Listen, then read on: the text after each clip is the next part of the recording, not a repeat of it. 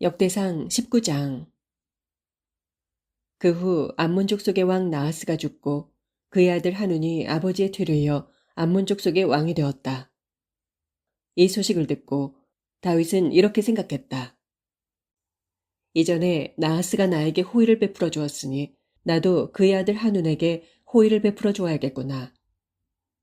그래서 다윗은 이스라엘의 사절단을 암몬에 파견하여 나하스의 죽음에 조의를 표하려고 했다. 이리하여 다윗의 조문 사절단이 한운에게 위로를 전하려고 암몬 족속의 땅에 이르렀다. 이때 암몬의 대신들이 한운에게 말했다. 다윗이 부왕 나하스를 공경하는 뜻으로 이렇게 조문 사절단을 파견한 줄로 아십니까? 분명 다윗은 이 나라를 엿보고 살펴서 장차 자기 손에 넣으려고 조문을 핑계 삼아 사절단을 보낸 것이 아니겠습니까? 그러자 한운은 조문하러 온 다윗의 신하들을 붙잡아 수염과 머리를 모조리 깎고 또 양쪽 볼기가 드러나게 옷을 잘라낸 다음에 돌려보냈다. 사절단이 이스라엘에 닿기도 전에 그와 같은 소식이 다윗에게 전해졌다. 그러자 다윗은 그 일을 아주 수치스럽게 여기고 그들에게 전령을 보내어 말했다. 그대들은 여리고 성읍에 머물러 있다가 수염이 다시 자란 뒤에 궁중으로 돌아오도록 하시오. 한운과 암몬 사람들은 자기들이 다윗의 심기를 건드려 밉게 보였다는 것을 알고는 다윗과 전쟁을 치를 준비를 하였다. 그래서 그들은 아람 나하라임과 아람 마아가와 소바에게서 전차와 기마병을 고용하려고 1000달란트의 은을 보냈다. 또 그들은 마아가 왕과 그의 군대뿐만 아니라 전차 32,000대도 고용한 후에 메드바 부근에 진을 쳤다. 이때 암몬 사람들도 전국의 성읍에서 모여들어 싸움터로 나왔다. 이 같은 소식을 듣고 다윗은 총사령관 요압에게 명령하여 군대를 이끌고 출전하게 했다. 암몬 군대는 자기들의 성문 앞에 진을 쳤고 그들을 지원하러 온 다른 왕들의 군대는 따로 들판에서 전투 태세를 갖추고 있었다.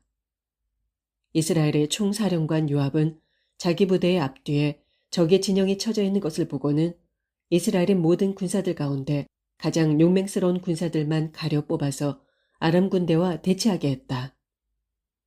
나머지 군대는 자기 아우 아비새에게 맡겨 암몬 족속과 대치하게 했다. 그러고서 요압이 아비새에게 말했다. 만일 아람 군대가 나보다 강해서 내가 밀리게 되면 나를 얼른 도우러 와야 한다. 반대로 암몬 군대가 너보다 강해서 내가 밀리게 되면 내가 얼른 가서 너를 돕겠다. 마음을 굳게 먹고 용기를 내어라. 우리가 담대하게 싸워 우리 백성과 우리 하나님의 성읍을 지키자. 주께서 보시기에 좋게 여기시는 대로 이루어 주실 것이다. 마침내 요압이 정예부대를 거느리고 아람 군대를 향해 용감하게 진격하자 아람의 군사들이 겁을 집어먹고 도망치기 시작했다.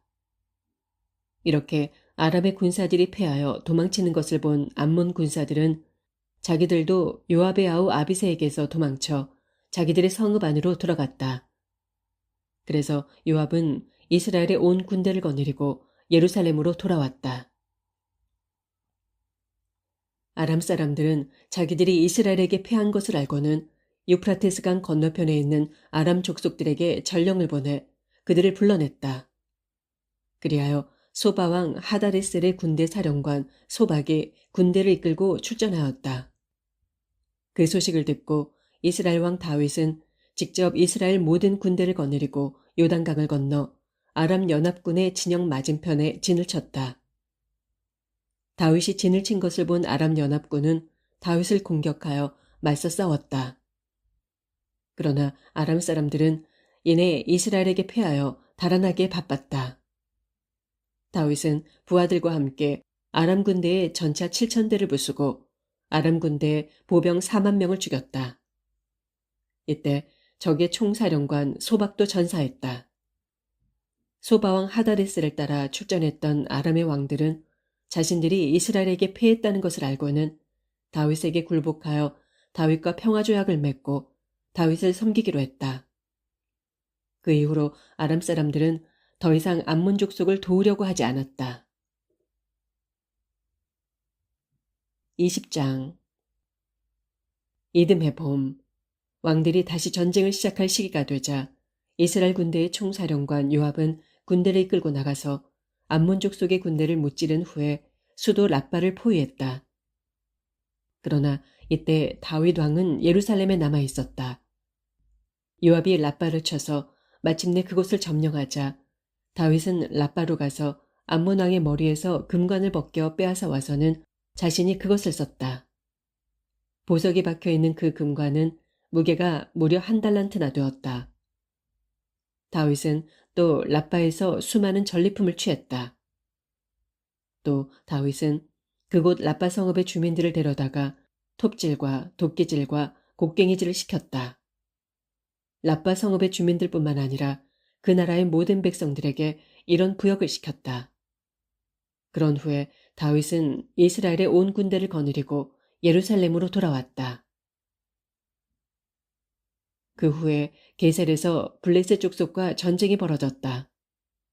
그때 후사 출신 십부게가 블레셋의 거인 10배를 쳐 죽이자 블레셋 사람들이 항복했다. 얼마 뒤 블레셋 족속과 다시 전쟁이 벌어졌다. 이번에는 야일의 아들 엘하난이 나서서 블레셋의 가드 사람 라흐미를 쳐 죽였다. 라흐미는 블레셋 거인인 골리앗의 아우로 그 역시 베텔 용두머리만큼이나 굵은 창자루를 사용하는 거인이었다. 그 뒤에 또 가드 근방에서 이스라엘과 블레셋 간의 전쟁이 벌어졌는데 이번에도 블레셋 편에서 거인이 나타났다. 그는 손가락과 발가락을 각각 6개씩 모두 24개를 갖고 있는 무시무시한 거인이었다. 그가 앞으로 나와서 이스라엘 군대를 조롱하자 이스라엘 편에서 요나단이 나가서 그를 쳐 죽였다. 요나단은 다윗의 형인 시므아의 아들이었다. 이렇게 블레셋의 가드 성읍에는 거인 족속의 출신이 많았으나 모두 다윗과 그의 부하들에게 죽임을 당했다. 21장. 사탄이 이스라엘을 치려고 일어나서 다윗의 마음을 꿰어 그로 인구조사를 할 결심을 하게 했다. 그래서 다윗은 총사령관 요압과 군대 지휘관들에게 지시했다. 너희는 가서 남쪽의 브엘세바에서부터 북쪽의 단까지 이스라엘 전역을 돌아다니며 이스라엘의 인구를 조사하여라. 그리고 돌아와서 이 나라의 인구가 얼마나 많은지 내가 알 수 있게 보고하여라. 하지만 요압이 만류했다. 내 주 왕이시여, 주께서 자기 백성인 이스라엘을 지금보다 100배나 더 많이 늘려주시기를 이 몸도 진심으로 원합니다. 왕이시여, 지금 이스라엘 백성 모두가 왕께 복종하는 왕의 종들이 아닙니까? 그런데 왕께서는 어찌하여 이런 일을 하려고 하십니까? 어찌하여 왕께서는 이스라엘로 죄짓게 하여 벌받게 하려고 하십니까? 그러나 다윗 왕은 자신의 명령을 거두려 하지 않고 요압에게 무조건 복종할 것을 명령했다.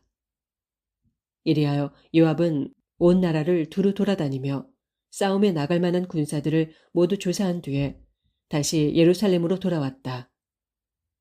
요압이 다윗 왕에게 군사들의 수요를 보고했다. 칼을 빼어들고 전쟁터에 나가 싸울 수 있는 사람들이 이스라엘에 110만 명 있고 유다에 47만 명이 있습니다. 그러나 요압은 왕의 명령을 못마땅하게 생각하고 있었으므로 레위 지파와 베냐민 지파의 인구는 이 조사에 포함시키지 않았다. 다윗이 인구조사를 한 일이 주께서 보시기에는 악한 일이었으므로 주께서는 이스라엘에 벌을 내리셨다. 그제야 다윗이 하나님께 자백하였다. 주님, 제가 이런 일을 하여 큰 죄를 저질렀습니다. 이 종의 죄를 용서해 주십시오. 제가 참으로 어리석은 짓을 저질렀습니다.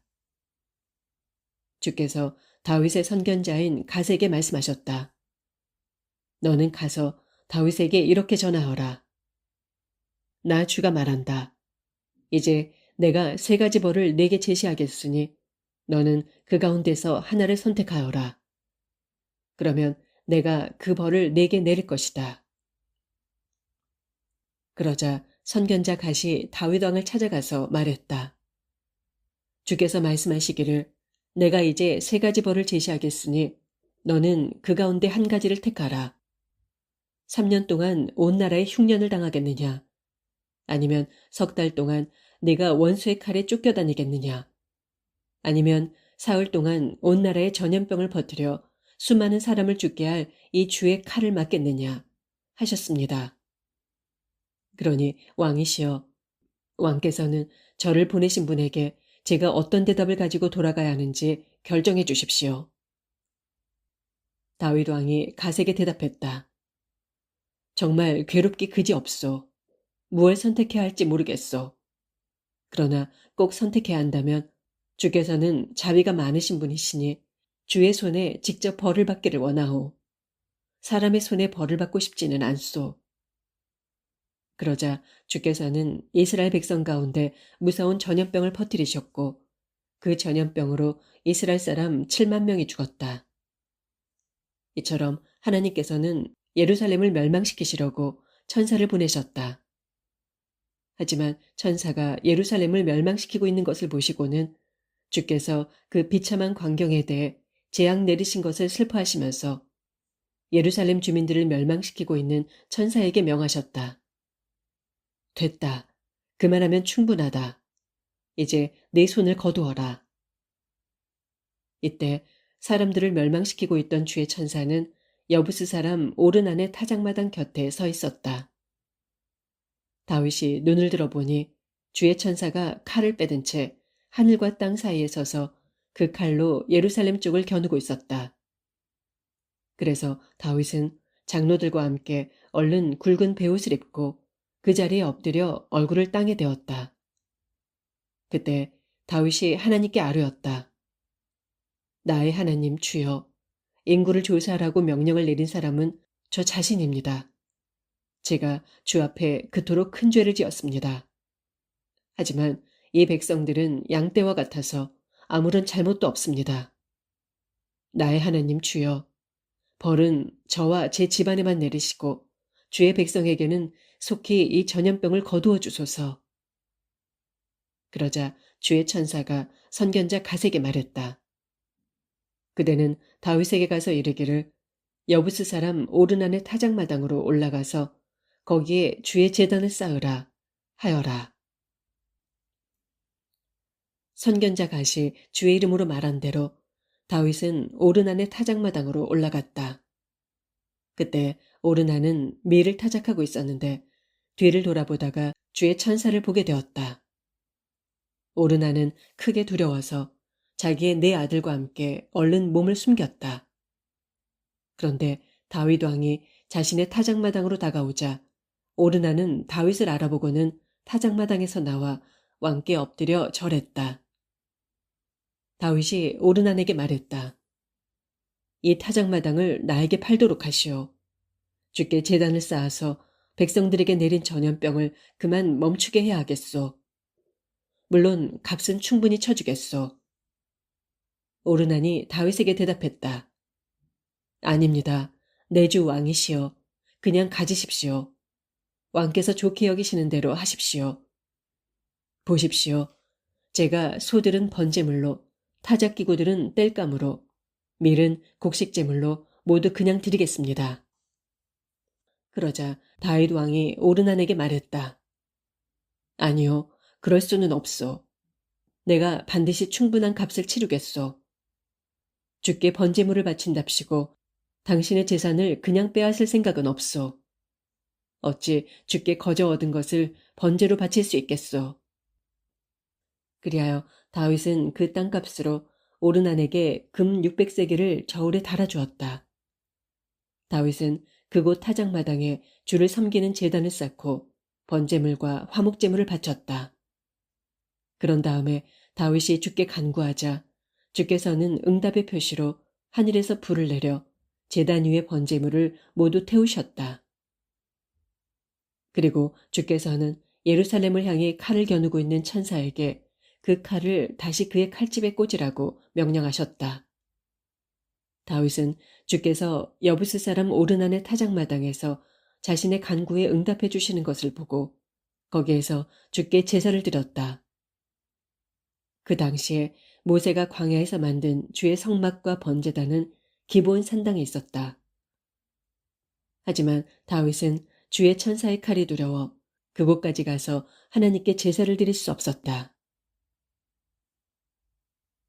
22장. 그때 다윗이 말했다. 바로 이곳이 우리 주 하나님을 위하여 성전을 지을 터요. 이스라엘 백성이 번제물을 바칠 제단이다. 이 일 뒤에 다윗은 즉시 이스라엘 땅에 들어와 사는 이방인들을 불러 모아 그들 중에서 석수들을 세워 그들로 하나님의 성전을 지을 돌을 다듬게 했다. 다윗은 또 성전 문짝들에 쓸 못과 꺽쇠 등을 만들 요량으로 많은 양의 철을 준비하게 하였고 청동 또한 무게를 달 수 없을 정도로 많이 준비해 두었다. 뿐만 아니라 셀 수 없을 만큼 많은 백향목도 마련해 두었다. 그 백향목은 두로 사람들과 시돈 사람들이 다윗에게 보내온 것이었다. 다윗은 마음속으로 이렇게 생각했다. 주께 지어드릴 성전은 온 세상 사람이 우러러볼 만큼 웅장하고 장엄해야 한다. 그런데 내 아들 솔로몬은 아직도 어리고 경험이 없으니 내가 살아있을 때 성전을 짓는 데 필요한 모든 물자를 준비해 두어야겠다. 그래서 다윗은 자신이 죽기 전에 성전 건축에 필요한 각종 자재들을 많이 준비해 두었던 것이다. 그런 다음에 다윗은 자기 아들 솔로몬을 불러서 주 이스라엘의 하나님을 모실 성전을 지으라고 당부하였다. 다윗이 아들 솔로몬에게 말했다. 내 아들아, 나는 내 주 하나님의 이름과 영광을 위하여 성전을 지어드리고 싶었다. 그러나 주께서 나에게 이렇게 말씀하셨다. 너는 평생 수많은 전쟁을 치르면서 피를 많이 흘렸다. 너는 그토록 많은 피로 이 땅을 물들였으니 내가 어찌 나의 성전을 지을 수 있겠느냐. 너는 내 성전을 짓지 말아라. 보아라. 그러나 내게서 한 아들이 태어날 것인데 그는 평화의 사람이 될 것이다. 그가 다스리는 동안에는 이스라엘 온 땅이 평화와 안정을 누릴 수 있도록 어떤 원수에게서도 압박을 받지 않게끔 내가 친히 그를 돌봐주겠다. 그러므로 너는 그 아들의 이름을 솔로몬이라고 하여라. 바로 그가 내 이름을 위하여 성전을 지을 것이다. 그는 나의 아들이 되고 나는 그의 아버지가 되어 이스라엘을 다스리는 그의 왕권이 흔들리지 않도록 내가 굳건히 세워줄 것이다. 그러므로 내 아들아, 주께서 항상 너와 함께 계셔서 내가 하는 일마다 형통하게 되어 주께서 내게 약속하신 대로 내가 주 하나님의 성전을 짓기 바란다. 또한 주께서 내게 지혜와 통찰력을 주셔서 내가 온 이스라엘을 잘 다스리고 더불어 내가 하나님의 율법을 잘 지켜나가기를 바란다. 일찍이 주께서 모세를 시켜 이스라엘 백성에게 전해주신 모든 계명과 규정을 내가 마음을 다해 잘 지켜나간다면 모든 일이 틀림없이 형통할 것이다. 그러니 강하고 담대해져라. 조금도 두려워하지 말고 결코 낙담하지 말아라. 나는 숱한 어려움 속에서도 주의 성전을 짓는 데 쓰려고 10만 달란트의 금과 100만 달란트의 은을 마련해 놓았고 무게를 달아볼 수 없을 만큼 많은 쇠와 청동을 준비하였고 또한 목재와 석재도 많이 준비해 두었다. 그렇지만 네가 여기에 더 보충할 것도 있을 것이다. 너에게는 많은 일꾼들이 있다. 채석공과 석수와 목수를 비롯하여 여러 종류의 기술을 가진 사람들이 많이 있다. 그들은 돌과 쇠와 나무와 금과 은과 구리를 잘 다룰 수 있는 기술자들이다. 그러니 너는 일어나 성전 건축을 시작하여라. 주께서 너와 함께 하신다. 그런 다음에 다윗은 이스라엘의 지도자들을 모두 불러 모아놓고 아들 솔로몬을 성심껏 도우라고 당부하였다. 다윗이 그들에게 말했다. 여러분의 하나님께서 여러분과 함께 하시지 않습니까? 주께서 여러분을 모든 면에서 도와주신 덕분에 오늘날 이렇게 평화와 안정을 누리며 살게 되지 않았습니까? 주께서는 이 땅을 차지하고 살던 원주민들까지도 모두 나에게 넘겨주셨으니 이제 이 땅은 주와 주의 백성인 여러분의 것이 되었소. 그러니 여러분은 이제 온 마음과 정성을 다 바쳐 여러분의 하나님을 섬기며 신실하게 살아가도록 하십시오. 그리고 모두 일어나서 이제 주 하나님의 성전을 짓기 시작하십시오. 그래서 주의 영광과 이름을 위해 지어질 그 성전에다 주의 언약궤와 하나님의 거룩한 기구들을 모두 옮겨놓도록 하십시오.